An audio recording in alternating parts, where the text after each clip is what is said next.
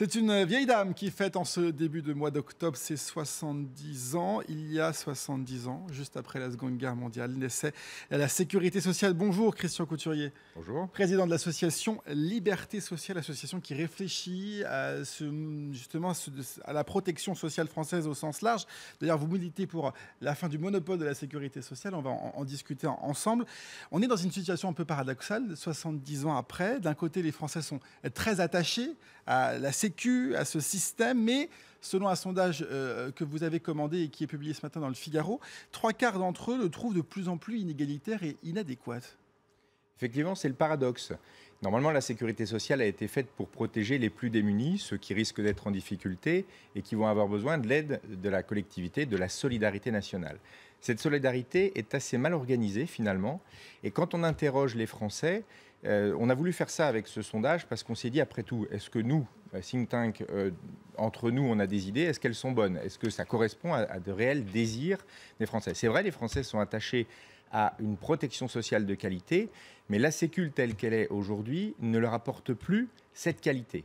Notre sondage nous a permis d'avoir 3 réponses très intéressantes. La première, c'est que les Français considèrent que le système est inégalitaire. Et étonnamment, d'abord, 76% d'entre eux pensent que ce système est inégalitaire, c'est pas rien. Et étonnamment, ceux qui pensent qu'il est le plus inégalitaire, ce sont les classes socio-professionnelles les plus démunies, les plus défavorisées. Et pourquoi? Elles ont l'impression qu'elles payent trop et qu'elles ne bénéficient pas assez de cette protection sociale. Est-ce que c'est pas juste un sentiment, en fait? Alors, il y a le sentiment, mais il y a la réalité. Et quand vous les interrogez, le sondage nous montre que les Français pensent que les plus aisés dans la protection sociale, les plus aidés, sont les députés, les sénateurs, les patrons des grandes entreprises. Et que les moins favorisés sont les travailleurs indépendants et les agriculteurs. C'est-à-dire que d'un côté, vous avez quelques milliers de personnes qui feraient partie, d'après les Français, des plus favorisés, et quelques millions de personnes qui seraient moins favorisées par ce système. Et je repose la question de Nicolas, est-ce que c'est une vue de l'esprit, un sentiment, ou est-ce que c'est une réalité ?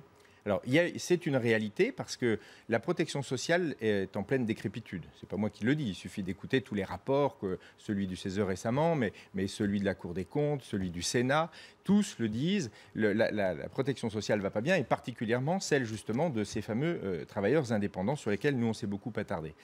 Il y a un sentiment, mais c'est important le sentiment des Français, parce que si vous leur dites cette sécurité sociale vous protège bien et qu'ils ont justement le sentiment d'être mal protégés, il faut se poser les bonnes questions. Vous l'avez dit, c'est le 70e anniversaire, c'est beaucoup 70 ans. Mais quand vous prenez les principes même de la sécurité sociale au départ, on s'aperçoit aujourd'hui qu'ils ne sont pas tellement remplis. En tout cas, ils le sont de moins en moins.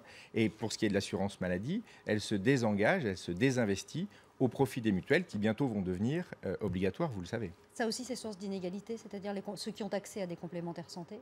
Exactement, et parce ceux que qui n'ont pas accès. de toute façon, ça va être obligatoire bientôt. Et ça va être obligatoire par l'intermédiaire de l'employeur. Néanmoins, vous savez très bien qu'aujourd'hui, vous avez la caisse d'assurance maladie, une complémentaire, et puis il faut des surcomplémentaires. Et ne peuvent s'offrir les surcomplémentaires que ceux qui ont les moyens de le faire. Qu'est-ce qu'il faut faire alors concrètement pour permettre à l'assurance maladie de retrouver son ambition initiale? Est-ce qu'il faut justement, je ne sais pas, rationaliser un peu tout cela?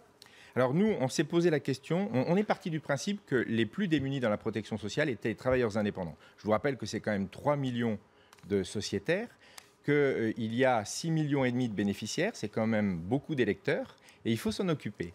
Et ce sont en général les laissés pour compte de la protection sociale et de toutes les réformes qui ont eu lieu. Au cours des 30 dernières années, toutes les réformes qui ont été faites pour la sécurité sociale n'ont conduit qu'à des échecs. Pourquoi? Parce que le déficit est grandissant. Les Français ne le savent pas, et ça c'est un des éléments de notre sondage. Les Français ne savent pas combien coûte la protection sociale.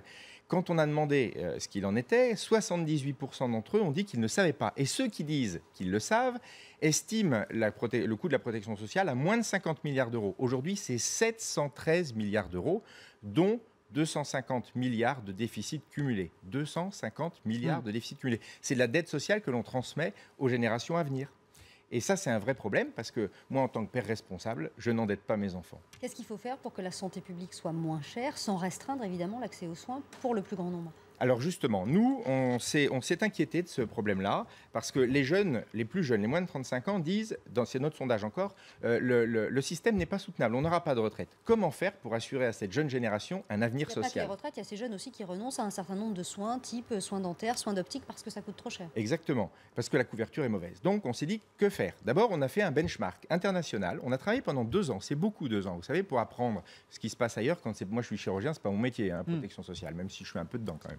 Et donc, avec le temps, on a travaillé, on a regardé ce qui se passait dans d'autres pays, comment ça fonctionnait ailleurs. On a regardé les critères de l'OCDE, les pays où les gens étaient satisfaits de leur protection sociale, c'est important, et le niveau de vie, en fait, tout ça. Et puis ensuite, on a regardé les pays qui avaient une mauvaise protection sociale et leurs réformes.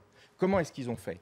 Eh bien, on a, grâce à ce benchmark, fait une proposition. Cette proposition, elle est complètement innovante. Il faut revoir entièrement l'organisation de la protection sociale pour garder sa qualité.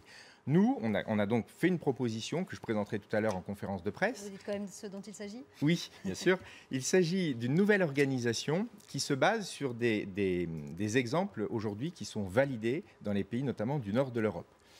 On a 2 grands principes, la solidarité nationale. La solidarité, c'est une affaire de tous. Or, aujourd'hui, qui alimente la solidarité nationale ? Ceux qui payent l'impôt, un petit peu ceux qui travaillent, les mutuelles par les contrats responsables qui reversent 6,47% pour le fonds CMU. Eh bien, la solidarité, c'est une affaire universelle. On crée donc un fonds de solidarité nationale. Ce fonds de solidarité nationale sera alimenté par tous les Français et pour tous les Français. Et ensuite, on crée une organisation avec un panier social qui doit être impérativement et obligatoirement rempli pour tous les Français. C'est un peu comme si on avait une prise en charge à 100% selon les critères de l'assurance maladie, par exemple. Je ne dis pas que c'est ça qu'il faille faire, mais c'est l'idée. Et comment fait-on pour remplir ce panier social ? Eh bien, on va optimiser les coûts. Et on va optimiser les coûts dans le fonctionnement même. Aujourd'hui, je vous donne un exemple très concret. Aujourd'hui, vous avez la caisse primaire d'assurance maladie, une mutuelle et une surmutuelle. 3 fois des frais de gestion. En moyenne, 15%. C'est une économie facile à faire si vous avez une branche entière.